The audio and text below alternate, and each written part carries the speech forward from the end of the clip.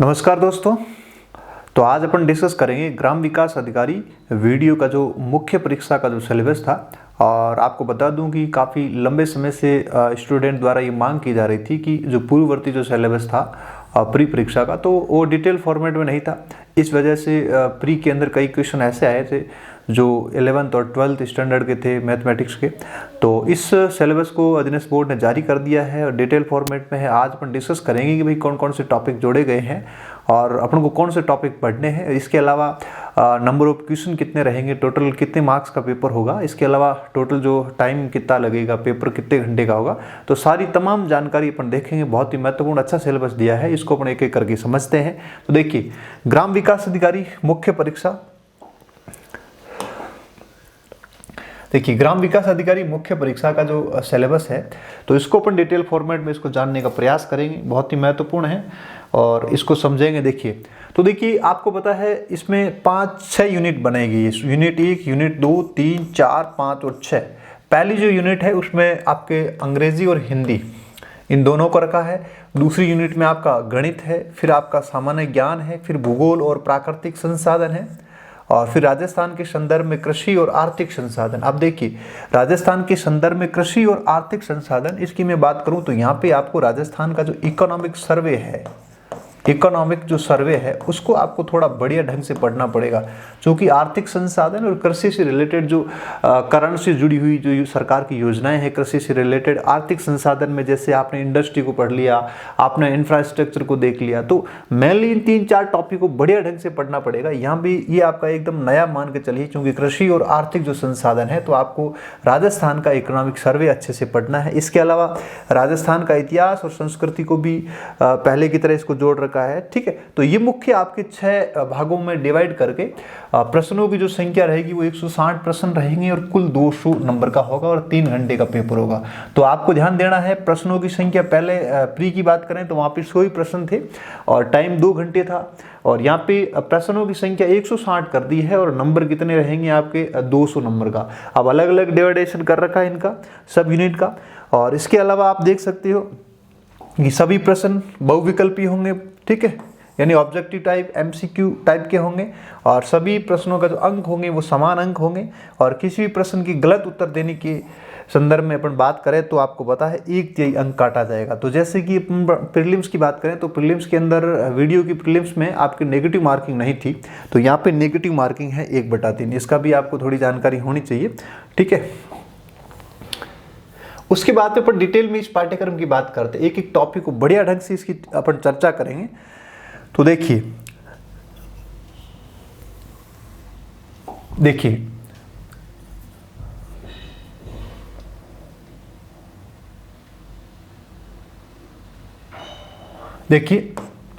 तो सबसे पहले बात करते हैं अपन, ये जो आपका फर्स्ट यूनिट है वो 50 अंक की है। कितने अंक की है? 50, जिसमें से आपको ध्यान देना 30 सामान्य हिंदी 30 अंक, और हिंदी के अंदर आपको संधि, संधि विशेष, समास, उपसर्ग, प्रत्यय, पर्यायवाची शब्द, विलोम शब्द, युग्म शब्द और उसका अर्थ भेद, वाक्यांश के लिए 1 शब्द। ठीक है, और शब्द शुद्धि, वाक्य शुद्धि, मुहावरे, लोकोक्तियां, परिभाषिक शब्दावली। तो कुल मिलाकर ये है कि मोटा मोटा देख ले हिंदी ग्रामर पूरी है आपके। और जैसा कि आरएएस के अंदर जो सामान्य एग्जाम के अंदर जो हिंदी ग्रामर आती है तो वो है ज़्यादा, इसमें कोई अलग से कुछ नहीं है। आप डेली रूटीन में सारी चीज़ों को पढ़ते हो एग्जाम में, तो यहाँ से आप किसी भी प्रकार की बुक को आप रेफर कर सकते हो। जैसा कि आपको बता दूँ, ये जो आपका पूरा दे रखा है इसमें से आप भले राघव प्रकाश की पुस्तक पढ़ लो तो भी आपके लिए सफिशिएंट है। इसके अलावा मानस पब्लिकेशन की बुक्स आती वो भी आपके लिए सफिशिएंट है, और इंदिरा अशोक की आती वो भी आपके लिए सफिशिएंट है। तो आप हिंदी को कहीं से पढ़ लो, माध्यमिक शिक्षा बोर्ड को फॉलो कर लो तो भी आपका हो जाएगा मोटा मोटा। तो यहाँ पे बिल्कुल इजी है, कोई ज़्यादा दिक्कत नहीं। फिर आपकी 20 नंबर की रहेगी वो अंग्रेजी रहेगी, और इसमें आपको बता दूं जो ग्रामर रहेगी वो ग्रामर आपके सेकेंडरी स्टैंडर्ड की रहेगी, सीनियर सेकेंडरी। और इसके अलावा आपको पता है कि एक पैराग्राफ रहेगा और उसमें से आपको क्वेश्चन सेलेक्ट करने। तो ऐसा आपका प्री में ही था, ज़्यादा ऐसा कुछ नहीं था कि भाई एक आपको कंप्रीहेंशन दिया जाएगा और उस कंप्रीहेंशन में से आपको पता है क्वेश्चन छाड़ने, और जो आपका ग्रामर का पोर्शन रहेगा जिसके अंदर अपन आर्टिकल्स की बात करें, इसके अलावा प्रीपोजिशन है, आपका पैसिव वॉइस है, नरेशन है। ठीक है, तो ये जो आपकी इजी जो टॉपिक है तो उसको आप एक बार देख सकते हो। तो ये भी आपका 20 नंबर का रहेगा हिंदी वाला। उसके बाद में गणित की बात करें, यहाँ सबसे इंपॉर्टेंट है गणित आपकी कितने नंबर की है? 40 नंबर नंबर की, ध्यान देना बहुत ही इंपॉर्टेंट है। और गणित में कई टॉपिक है चेंज हो गए हैं।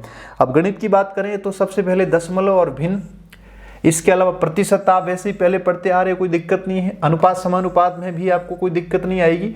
औसत भी आप रेगुलर रूटीन में पढ़ते हो। व्यास, लाभ हानि। अब देखिए यहाँ पे देखिए ये आपको सूट दे रखा है, सूट वाला टॉपिक है। और परिमिति की बात करें, समय और आपका जो दूरी है ये पहले शायद नहीं था मेरे हिसाब से। और अनुपात और समय, इसके अलावा पार्टनरशिप, ये साझा नया टॉपिक जुड़ा, ध्यान दीजिएगा। चूंकि आपको बता दूं पहले राजस्थान के अंदर अभी जो एनसीईआरटी आई, एनसीईआरटी से पहले जो राजस्थान बोर्ड की जो पुस्तकें चलती थी वहाँ पे हमारे समय में गणित की 2 एग्जाम होते थे, पेपर फर्स्ट और पेपर सेकंड। एक जो आपकी गणित रहती थी गणित फर्स्ट, उसके अंदर सारी की सारी आपके अंक गणित थी, और एक के अंदर पूरी ज्योमेट्री और जो आपकी ये था। तो उसमें से आपको बता दूं कि एक टॉपिक हुआ करता था पार्टनरशिप, साझा। उसके बाद में किस्तों में भुगतान, ये भी उस समय एक टॉपिक होता था। और चक्रवर्ती व्यास, ये तो आप जैसी ड्यूटी में पढ़ते हो। वृद्धि और ह्रास दर, ठीक है। और बहुपद के गुणनखंड, ये महत्वपूर्ण है, ये आपका अलजेब्रा का टॉपिक जोड़ा है। इसके अलावा बहुपदों का महत्तम और लघुत्तम समावर्ती, बहुपदों का याद रखनी, आपको सीधा नहीं पूछा है, आपको अलजेब्रा के अंदर आपको महत्तम समावर्ती और लघुत्तम समावर्ती कैसे निकालते उसको पढ़ना है। तो गणित बहुत ही अच्छी दे रखी है, आप अच्छे से इसको पढ़ोगे तो मजा आ जाएगा आपको पढ़ने में। तो देखिए बहुपदों की महत्तम समावर्ती और लघुत्तम समावर्ती, और फिर 2 चरों वाले रैखिक समीकरण। देखिए 2 चरों वाले जो रैखिक समीकरण है उसकी अपन बात करेंगे, ठीक है। ये भी आपकी अभी एनसीईआरटी के अंदर ये टॉपिक दे रखा है, इसको भी अपन डिस्कस करेंगे। फिर है देखिए केंद्रीय प्रवृत्ति के माप, और केंद्रीय प्रवृत्ति के माप है जिसके अंदर माध्य, माध्यिका और बहुलक, अपन 3 सामान्यतः 10th स्टैंडर्ड की बात करें, क्योंकि गणित का जो स्टैंडर्ड रहेगा वो 10th स्टैंडर्ड रहेगा। तो इस 10th स्टैंडर्ड की बात करें तो आपको केंद्रीय प्रवृत्ति के माप है, सेंट्रल टेंडेंसी की जो माप है उसमें अपन को मेनली पढ़ना है माध्य, माध्यिका और बहुलक, ठीक है। उसके बाद में आपका दे रखा है माध्य विचलन निकालना है, चतुर्भुज आपको 2D में, वर्ग पढ़ना है, और चाप के बारे में, उसके द्वारा जो अंतरित कोण है उसके संदर्भ में अपन बात करेंगे। और फिर आपकी ज्योमेट्री, और उसके अंदर भी कुछ रचनाएं वाला टॉपिक दिया। देखिए पुरानी गणित में से सीधे टॉपिक उठाए हुए हैं। आपको बता दूं पहले एनसीईआरटी से पहले जो गणित चलती थी जिसके अंदर बोर्ड के अंदर 2 पेपर होते थे, गणित फर्स्ट एंड गणित सेकंड। तो और उस समय 40 नंबर के 2 पेपर होते थे और 20 नंबर का सत्रांक कुछ होता था, तो 45 के 10 का सत्रांक होता था। तो इस तरह से उस समय जो गणित के टॉपिक थे वहां से इन्होंने सीधा उठाया है सिलेबस को। और उसके बाद अपन सामान्य ज्ञान की बात करें तो देखिए सामान्य ज्ञान के अंदर आपको किस तरह से इसको पढ़ना है। देखिए सामान्य ज्ञान की बात करें तो सामान्य ज्ञान आपका 20 नंबर। अब देखिए 20 नंबर में क्या क्या पढ़ना है आपको, यहां से आप ध्यान से थोड़ा सा देखिए। देखिए ये जो 20 नंबर, इसमें आपको समसामयिक की घटना यानी करंट अफेयर्स की बात करें तो ये आपके 10 अंक का आएगा। अब 10 अंक का है, अपन मोटा मोटा देख लें तो मतलब 5 या 6 प्रश्न आएंगे आपके इस रिलेटेड। 5 भी नहीं आएंगे क्योंकि 160 प्रश्न 200 नंबर का है, तो मुश्किल से आपके 7 से 7 प्रश्न आएंगे। इसमें आपके अंतर्राष्ट्रीय, राष्ट्रीय और राज्य स्तर की प्रमुख समसामयिक मुद्दे, घटनाएं और उनसे संबंधित मुद्दे, घटनाएं और उनसे संबंधित संगठन, ऑर्गेनाइजेशन की बात, संस्थाओं की बात की और व्यक्तित्व, ये 4-5 टॉपिक आपको देखने हैं भाई। कोई करंट से रिलेटेड आपका इंटरनेशनल हो या नेशनल हो या फिर राज्य के अंदर कोई ऐसा मुद्दा हो, ऐसी कोई घटना हो या उनसे संबंधित कोई भी संगठन हो, ऑर्गेनाइजेशन की बात करें, या कोई ऐसा इंस्टीट्यूशन हो या फिर ऐसा कोई व्यक्तित्व हो, उसके संदर्भ में आपको घटनाएं याद रखनी है। ये आपका 10 नंबर का है। उसके बाद में सामान्य विज्ञान की बात करें तो ये भी कितना है, 10 अंक। आप देखिए विज्ञान के संदर्भ में क्या लिखा हुआ है, सामान्य विज्ञान के वे प्रश्न जो दिन प्रतिदिन के अनुभवों और विश्लेषणों पर आधारित हो। अब देखिए आपको इसमें टॉपिक अलग अलग दिए नहीं है, बिल्कुल सिंपल लिखा हुआ है कि दिन प्रतिदिन अपन डेली रूटीन के अंदर कई चीजें अपन यूज में लेते हैं, तो उसमें उसके पीछे भी कई साइंटिफिक रीजन होते हैं। आप 10th स्टैंडर्ड के अंदर थोड़ा थोड़ा मोटा मोटा देख लेना और उसकी समझ परख, और इन प्रश्नों में से ऐसे प्रश्न भी शामिल होंगे जिनसे परीक्षार्थी इलेक्ट्रॉनिक्स, अब देखिए ये आपको ध्यान रखना, ये आपके IT वाले टॉपिक जोड़े हैं, टेक्नोलॉजी के टॉपिक है, इलेक्ट्रॉनिक्स की बात करें या फिर आप दूर संचार की बात करें, सैटेलाइट की बात करें, ये तीनों ही बहुत ही महत्वपूर्ण। इसको अपन अच्छे से पढ़ना, यहाँ से प्रश्न पूछने की संभावना ज्यादा रहेगी क्योंकि आपको दे दिया भाई इलेक्ट्रॉनिक्स दे दिया, इसके अलावा आपका दूर संचार दे दिया और सैटेलाइट दे दिया। अब देखिए सैटेलाइट है, ये भी महत्वपूर्ण, इसको करंट से जोड़ के प्रश्न पूछा जा सकता है। आपको पता है कि भाई PSLV क्या है, GSLV क्या है, इसरो का जो लेटेस्ट मान ली सैटेलाइट, जैसे आगे गगनयान की अपन बात करेंगे, ठीक है। और आपको पता है जो चंद्रयान 3 की बात है, इस तरह से सैटेलाइट किस तरह से इसकी क्या टेक्नोलॉजी है, किस तरह से इसको लॉन्च किया जाता है, ठीक है। तो ये तमाम प्रकार की इसमें 3 टॉपिक आपको अच्छे से पढ़ना है, इलेक्ट्रॉनिक्स, दूरसंचार और सैटेलाइट, ठीक है, ये महत्वपूर्ण है। और उसी प्रकार दूसरे मुद्दों पर भी ज्ञान की परख की जा सकती है। तो मेनली आप देख सकते हो दिन प्रतिदिन के अंदर ऐसी कोई घटना हो, ऐसा कोई विश्लेषण हो जो आपके सामान्य एक्सपीरियंस पर आधारित हो। और मेनली अपन टेक्नोलॉजी की बात करें तो इलेक्ट्रॉनिक्स और आपका दूरसंचार और आपका सैटेलाइट, ये 3 चीजें आपको अच्छे से देखनी है। उसके बाद में अपन भूगोल की बात करें, भूगोल और प्राकृतिक संसाधन, तो ये है आपके 30 अंक का। और यहाँ पे है संसार के व्यापक भौगोलिक क्षेत्र। अब देखिए आपको वर्ल्ड जियोग्राफी भी पढ़नी है, भौगोलिक क्षेत्र पूछे हैं। और महत्वपूर्ण स्थान, लोकेशन, नदियां, पहाड़ और महाद्वीप, बहुत ही महत्वपूर्ण। देखिए आपको वर्ल्ड के अंदर ये चीजें पढ़नी है, भौगोलिक क्षेत्र देख लिया और महत्वपूर्ण लोकेशन, स्थान, नदियां, पहाड़ और महाद्वीप, ठीक है। भारत की बात करूं, भारत का पर्यावरण और वन्य जीव, इसके अलावा इकोलॉजी पूरी आपकी और पारिस्थितिकी, ये पढ़ना आपको। और राजस्थान के संदर्भ में बात करें तो आपका मौसम है, वनस्पति है, मिट्टी है, और इसके अलावा भौगोलिक जो क्षेत्र है, मानव जो ह्यूमन रिसोर्सेज की बात करें वो है। और इसके अलावा राजस्थान के अंदर आपको पढ़ना है जैसे जनसंख्या की जो समस्याएं हैं, बेरोजगारी है, गरीबी है, अकाल और सूखा है, रेगिस्तान, जिस तरह से रेगिस्तान का जो प्रसार हो रहा है, बढ़ रहा है, राजस्थान की प्राकृतिक वनस्पति है, खनिज संसाधन है, वन भूमि है, पशु संपदा है, वन्य जीव। तो कुल मिलाकर के अपन देख सकते हैं ये आपका वन संरक्षण है। ऊर्जा, आपका ऊर्जा वाला टॉपिक, ऊर्जा समस्या क्या है, ऊर्जा की परंपरागत और गैर परंपरागत स्रोत है। तो कहने का मतलब मोटा मोटा आपको पूरी राजस्थान की ज्योग्राफी अच्छे से पढ़नी है। और उसके बाद में अपन बात करें राजस्थान के संदर्भ में कृषि और आर्थिक संसाधन। अब ये टॉपिक बहुत ही महत्वपूर्ण है, कृषि और आर्थिक संसाधन। अब देखिए यहाँ आपको इकोनॉमिक सर्वे को थोड़ा सा रेफर करना पड़ेगा, क्योंकि एग्रीकल्चर और आपका इकोनॉमिक जो है आपका रिसोर्सेज है उसकी बात की है। तो देखिए राजस्थान की खाद्य और व्यावसायिक फसलें कौन कौन सी है, जो आपकी कमर्शियल क्रॉप्स है उसके संदर्भ में बात करनी है आपको। कृषि पर आधारित अपन इंडस्ट्री की बात करें राजस्थान के अंदर। और उसके अलावा वृहद सिंचाई, जो कि आपको पता है राजस्थान के अंदर सिंचाई और नदी घाटी जो परियोजनाएं हैं उसकी बात।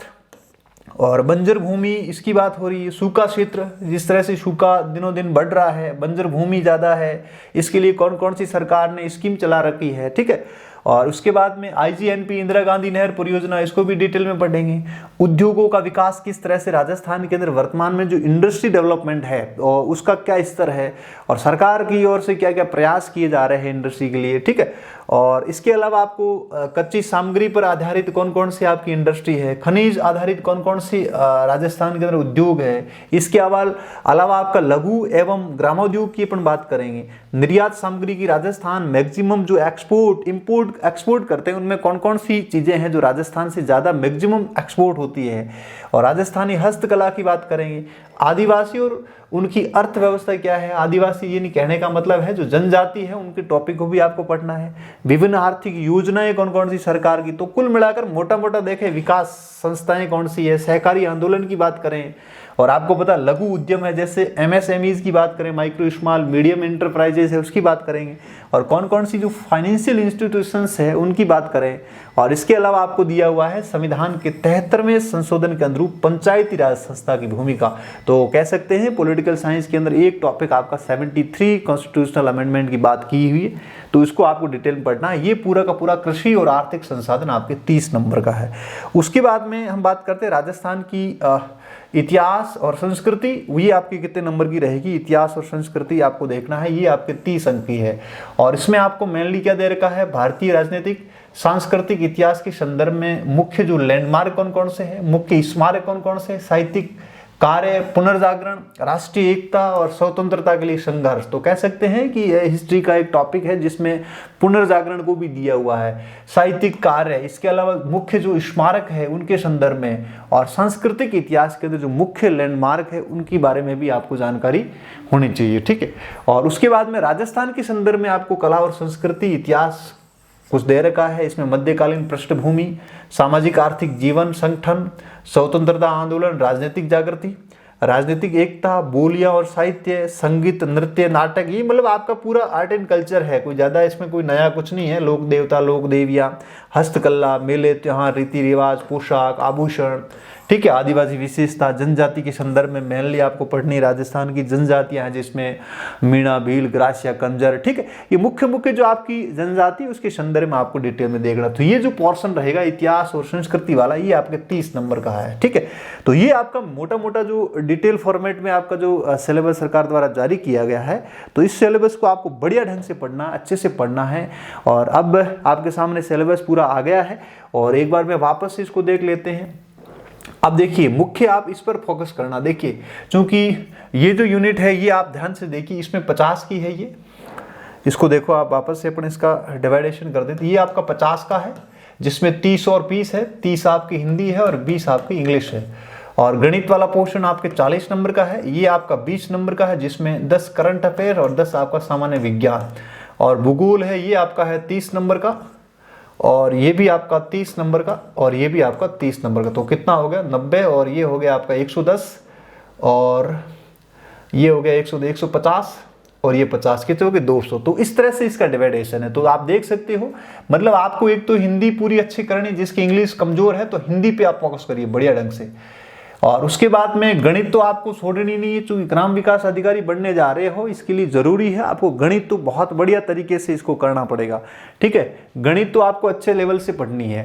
इसके बाद में देखिए, ये जो सामान्य ज्ञान, इसमें आपका 10 करंट अफेयर है, 10 विज्ञान है। तो विज्ञान का तो कोई ज्यादा लोड लेना नहीं है, चूंकि इसमें लिखा हुआ है कि दैनिक जीवन के अंदर जो भी एक्टिविटी है उससे रिलेटेड आपको साइंस के प्रश्न पूछेंगे। मेनली आपको इलेक्ट्रॉनिक्स का, थोड़ा सा दूर संचार का, और जो सैटेलाइट है ये भी करंट से जुड़ा हुआ है, कोई इसमें कोई अलग से कुछ नहीं है, ठीक है। तो ये आपको अच्छे से पढ़ना है।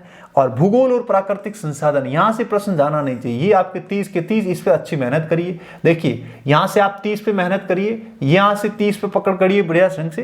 राजस्थान के संदर्भ में यहां भी अच्छा 30 के 30 कवर करने, और यहां भी 30 के 30 कवर करने। तो आप देखिए, यदि आपकी इंग्लिश यदि थोड़ी बहुत लूज है तो कोई ज्यादा दिक्कत वाली बात नहीं है। आप बाकी वाले टॉपिक को अच्छे से पढ़िए। आप इंग्लिश की जगह हिंदी पे फोकस करिए। 50 में से यदि आप 30 यहां कर लेते हो, 4-5 पैराग्राफ आप यहां कर लोगे तो भी मामला चल जाएगा। 30-35 तक आप यदि कर लेते हो तो कोई ज्यादा नुकसान वाली बात नहीं। लेकिन गणित का जो 40 प्रश्न है, यहां से आपको बढ़िया फोकस करना पड़ेगा, क्योंकि अब आपको पता है गणित के साथ में मेंटल एबिलिटी भी नहीं, प्योर गणित पढ़नी, जिसमें आपका अंक गणित के साथ साथ आपको बीज गणित के भी, अलजेब्रा के भी कुछ टॉपिक दिए हैं, जिसको अच्छे से पढ़ना, क्योंकि ऐसी की प्रैक्टिस नहीं आपके। क्योंकि आपको पता है प्री के अंदर जो गणित थी वो एकदम अलग थी, क्योंकि यहाँ पे जो अलजेब्रा जोड़ी गई है वो थोड़ी सी नए टाइप की है। क्योंकि पुराने समय में जो गणित चलती थी वहां से टॉपिक सीधे उठाए गए हैं, तो वो आपको थोड़ा सा देखना पड़ेगा। और बाकी राजस्थान के संदर्भ में ये थोड़ा सा आपको एग्रीकल्चर और आर्थिक जो संसाधन, तो इसको आप थोड़ा सा राजस्थान सर्वे को रेफर करके इसको आपको बढ़िया तैयार करना है। ये आपके लिए थोड़ा सा नया हो सकता है, इसको बढ़िया करना है। और इतिहास संस्कृति वैसे आप पढ़ते आ रहे हो, कोई ज्यादा दिक्कत नहीं है।